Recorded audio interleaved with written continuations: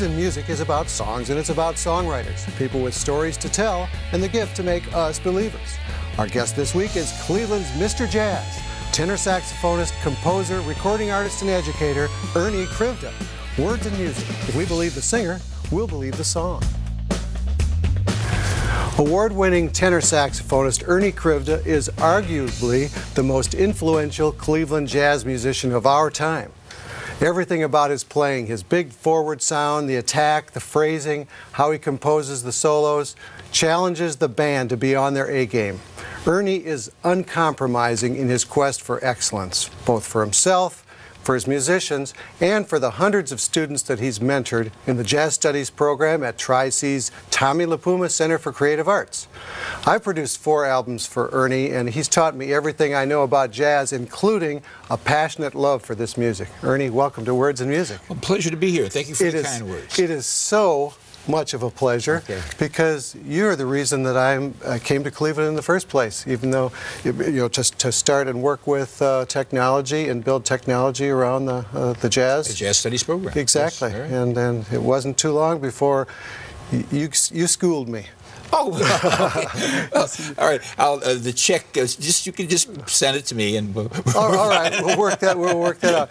But the thing that I found immediately was that even though you've had been around the world and had been in New York, you came back to Cleveland, and I started to find out what a hotbed for jazz Cleveland has always been, which was really part of why you're in the music, because you grew up here.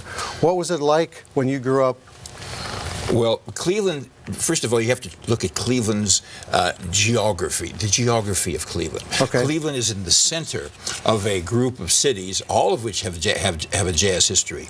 Detroit to the north, Pittsburgh to the east, Columbus and Cincinnati to the south, Chicago, Indianapolis over to the west.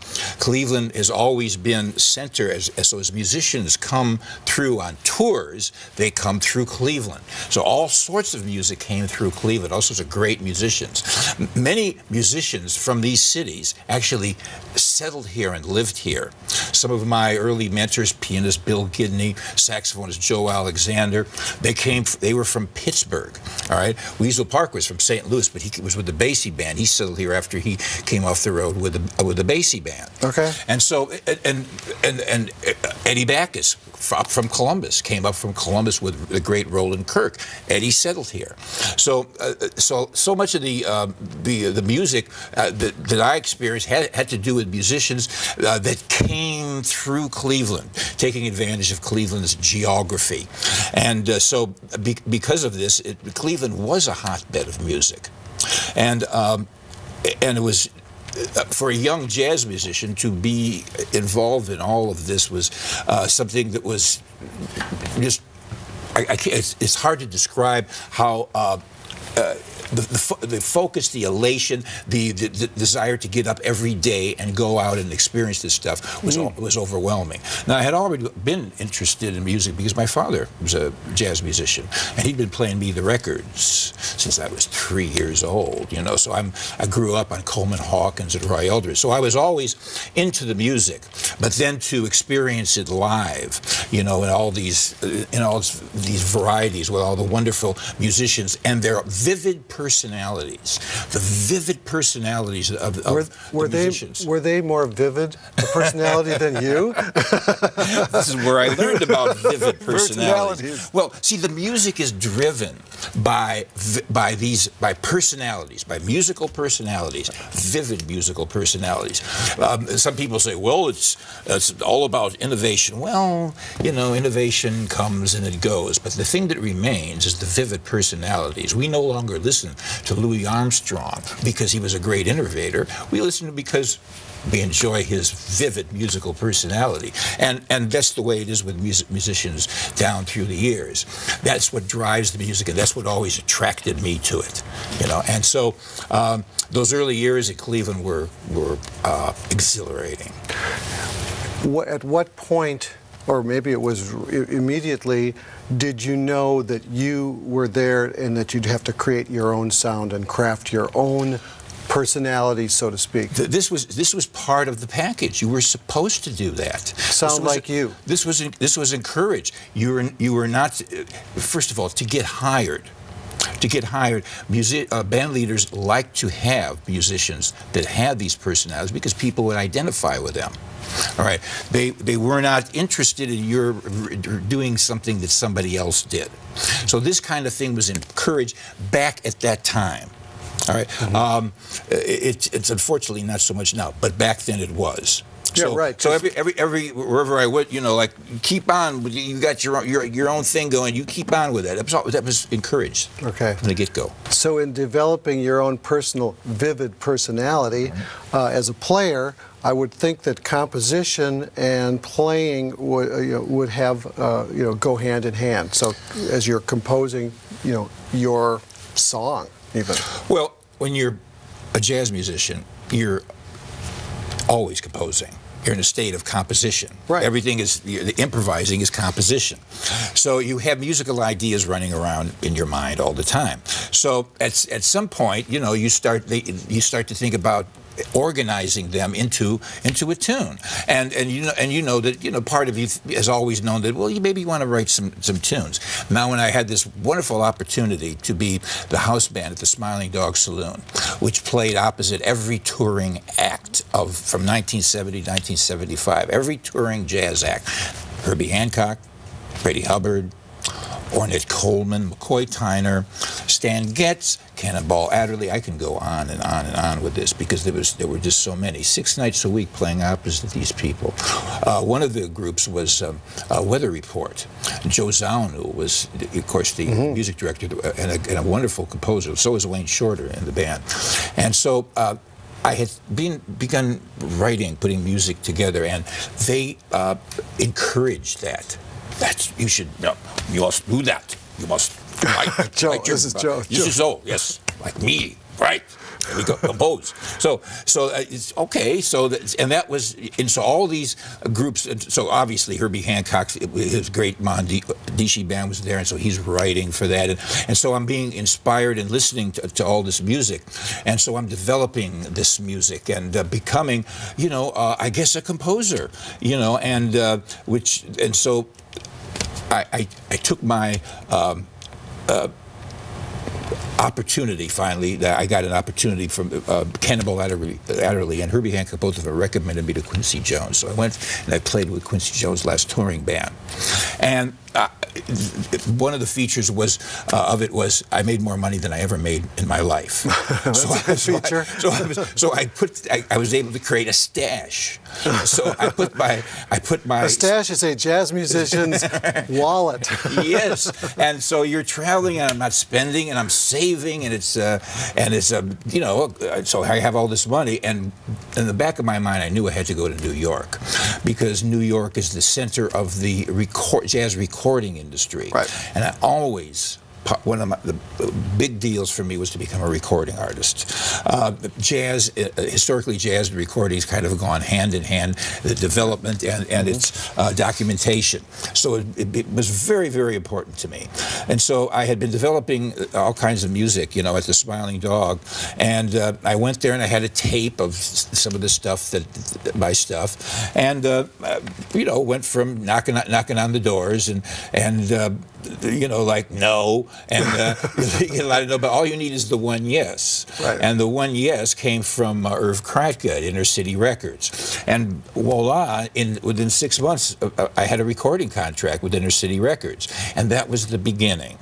And those first albums were entirely original compositions, and that's how the writing began. Really, I mean, like writing for situations for bands, because then they started to form bands, and you're writing for personnel, and so yes, then composing became very integral, to what I was doing, and it all had begun in Cleveland at the Smiling Dog Saloon. So when you're saying composing for personnel, you're actually composing for personalities in the sense of what this particular group could be together, and then what would be a good tune for them. Right, there's details involved in that. So it's a quartet, but and so you have, say, piano, bass, and drums, and saxophone. So you're composing for that, but you're also composing for the specific piano player and bass player and drummer. And there's things that you're inspired by what they do, and that contributes to your musical ideas, and it makes you adjust your ideas to the situation, and it helps. It aids in the creation of the music.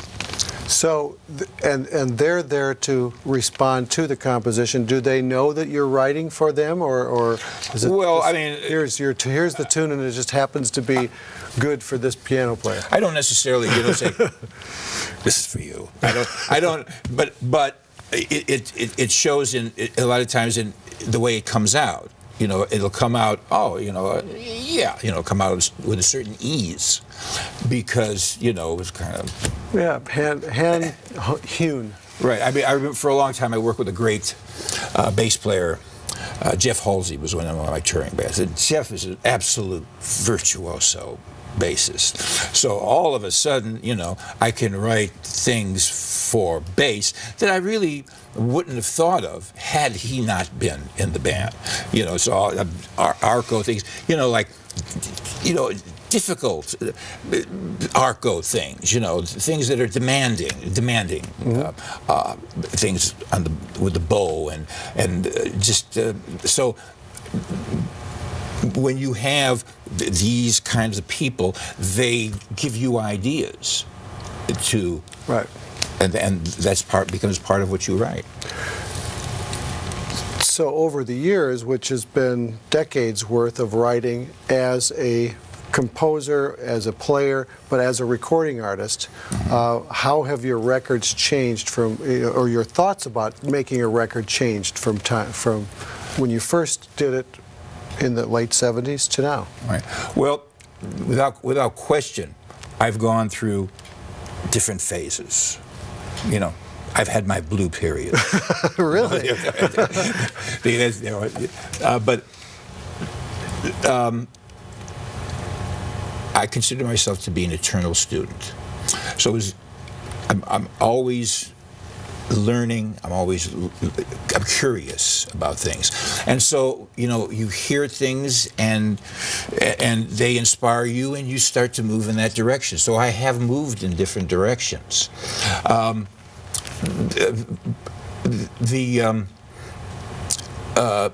When I first started out, I was very interested in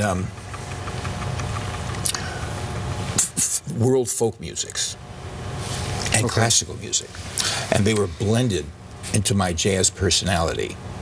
Right? And a lot of my early recordings and the music that I wrote reflected that. All right, which was a change from my very roots, swinging-oriented origins. Right. All right. But then, as I kept going, I started to return to those jazz fundamental things, swinging and tunes, and there was a noticeable, and some writers have picked up on it, that there was this transition period that happened actually in the 1980s, right there in the 1980s, with that third Inner City album. You could hear the transition, and they're right. There was a transition going on there. Well, how can you be the same? If you're searching, you're not going to be the same. These elements just come in. But see, you have this personality. But it's what you use to express that personality. The personality doesn't change. Those components that you use to express it, they may change. So, talking about a newer tune, the remarkable Mr. Black. Okay, right. So you've gone through your blue periods. And you started out, trying to, to express yourself on the world stage, and then you kind of came back, to swing. What's the motivation behind Mr. Black? All right. Well, Mr. Black is dedicated to the late Claude Black, the great pianist who is been part of my group actually since 2008, and he's on my, my last 3 CDs as part of my group, the Detroit Connection. Mm-hmm. He was one of the last of the true Detroit bebop piano giants, and just a great player. And he was so important to my music. And as I went into that next phase, which was kind of, I guess, revisiting, revisiting bebop, mm-hmm. but also, doing tunes and writing tunes. And he passed away this past December, and actually, you have ideas. You always have ideas going through your head, and so sometimes these ideas become focused by an event, and in this case, it was his passing. So several ideas that I've been having kind of came together, and well, this is Claude's tune. This is for Claude. And that's when, and I named it the Remarkable Mr. Black. But so are there elements in the song which remind you of him and or your your association with him? Well, yeah, there are. First of all, there's like it's kind of fundamentally a swinging thing. It has like this minor key melody going on, but then it springs into this rhapsodic kind of B section, a bridge section of the tune, and that's kind of Claude was many things as he played, and he was swinging, he was rhapsodic and melodic, and in a small way, I feel that this tune does capture some of his personality in there. Ernie, would you please play a little bit of The Remarkable Mr. Black for us? Okay. Mr. Black.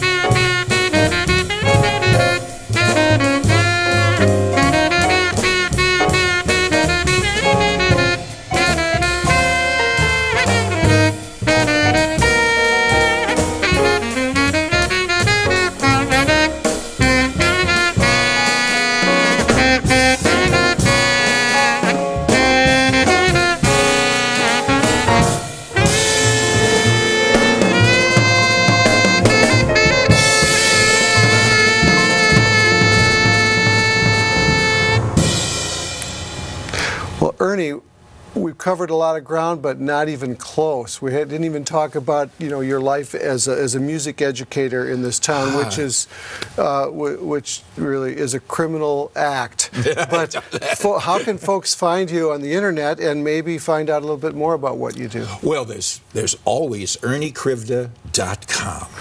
I like it. I like it. And it'll keep you updated on everything that I'm doing. All my performance schedules on there. You know, it'll tell you about the new CD, new recording that's out. Tell you about all the stuff that's happening. Right. Whatever new CD it is at the time. At the time. Really? Right. Hopefully, if this show is like in 1918 or 2018, see, I'm still with 19. I know. That's what happens. 2018, there'll still be a new CD coming out. Absolutely. Absolutely. Okay, well, thank you. And many more years of playing and pushing everyone, including yourself, to create good jazz. Well, thank you, Tom. The best to you. I'm Tommy Wiggins, and you're watching Words and Music. We've been hanging out with the great Cleveland tenor saxophonist, recording artist, composer, and jazz educator, Ernie Krivda. Be sure to join us next time for another round of Words and Music.